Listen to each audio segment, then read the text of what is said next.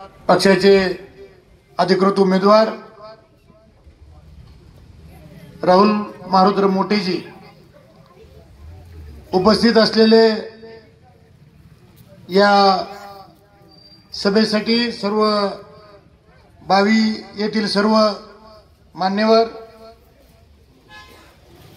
पुढे मांडव्याला सभा असल्यामुळे सन्मान्य व्यासपीठ असं नाम उल्लेख मी इथे करतो आणि बावीमध्ये इथं उभं राहायचं. हे उभं राहत असताना माझे मन भरून येत आहे आणि हात थरथर कापतायत की माझा कैलासवासी शामराव शिंदे इथं नाही, आणि तो जर इथं असता तर तुम्हाला माहिती आहे की कशा पद्धतीने तरी त्याची जबाबदारी इथं पार पाडली असती. माझा आप्पा इथं नाही, त्याची खूप उणीव मला प्रत्येक दिवशी भासते, कारण त्याला बावी गावातील सर्व गोरगरीब जनतेची, गोरगरीब लोकांची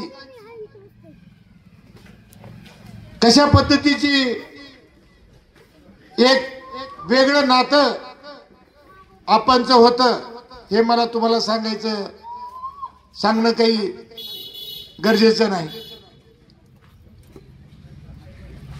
खूप आजाराच्या ह्यानी खूप झुंज दिली, परंतु तो माझा खऱ्या अर्थाने या बावी आणि ह्या परिसरातला ढाण्या वाघ मी गमवून बसलो, आणि त्याची मला उणीव प्रत्येक दिवशी ती जाणवती. मित्र, उद्याची ही निवडणूक, उद्याचं हे 20 तारखेचं मतदान, ही खऱ्या अर्थाने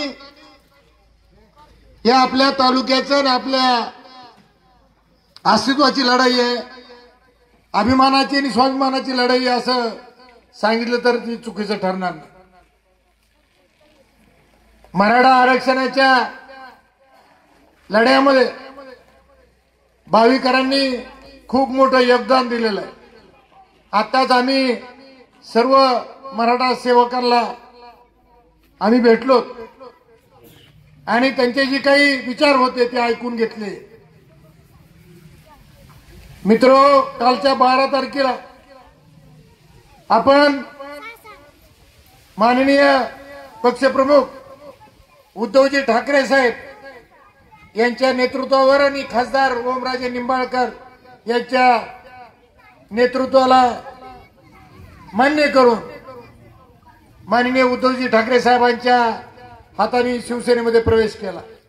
महाविकास आघाडीमध्ये आपण सामील झालो. यामध्ये सामील होत असताना फक्त एकच विचार घेऊन आपण आलेलो आहे की माझ्या ह्या मराठा समाजाला, माझ्या मराठा समाजाने छत्रपतींचे जे विचार आहेत, छत्रपतींचा जे संस्कार आहेत ते घेऊन 12 बलुतेदारांना आणि सर्व जाती धर्मातल्या लोकांना सोबत घेऊन आपल्याला काम करायचं.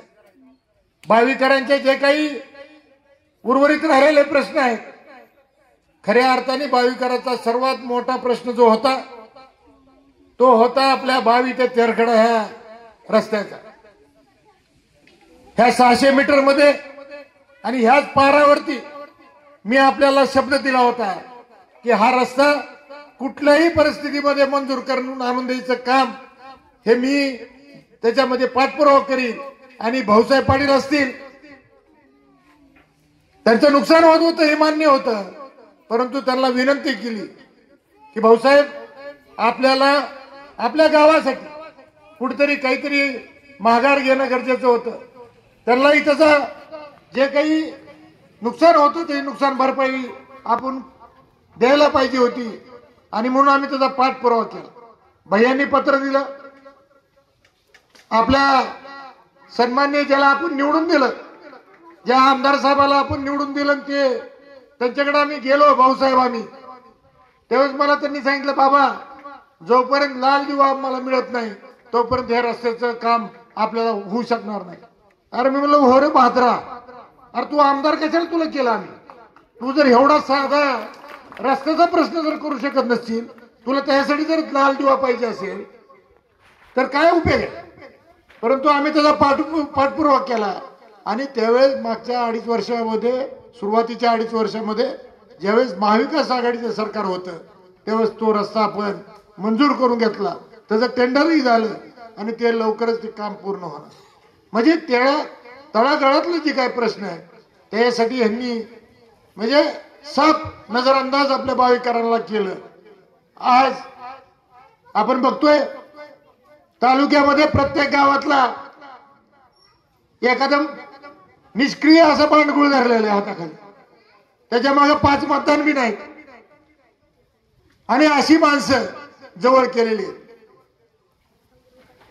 मला या व्यासपीठावरून या भावी गावामधली जी काही वैचारिक जरी मतभेद असले तरी भाजपचे जे माझे सहकारी आहेत, जे आम्ही वैचारिक मतभेद जरी असले त्यांना मी विनंती करणार आहे, बाबा कालच्या ज्यांना तुम्ही नेते मानता राणादादांना, त्या राणादादांची सुविधा पत्नी उभा होती, ह्या बाजारांनी त्यांच्या बद्दल काय वक्तव्य केलंय ही तुम्ही समजून घेणं गरजेचं आहे.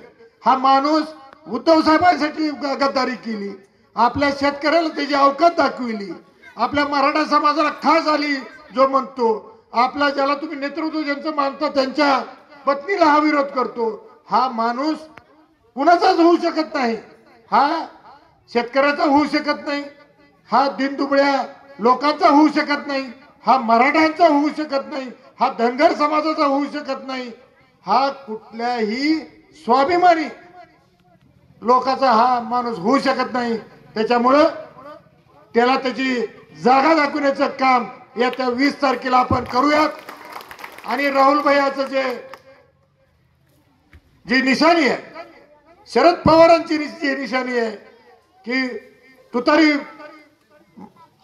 हे करणारा माणूस, याच्या समोरचं बटन जे 4 नंबरला आहे ते बटन आपण दाबावं. आताच मराठा समाजाच्या लोकांनी सांगितलं आणि मी तिथं पण सांगतो आणि ह्या व्यासपीठावरून आपल्याला सांगतो की मराठा आरक्षणाचा जो लढा आहे तो शेवटपर्यंत माननीय जरांगे दादांच्या आदेशाप्रमाणेच इथून पुढे या वाशी तालुक्यामध्ये चालू राहील आणि त्याला खंबीर साथ राहुल भैया देतील याचा मला विश्वास आहे. एवढंच मी या प्रसंगी बोलतो आणि माझे 2 शब्द संपवितो. जय हिंद, जय महाराष्ट्र.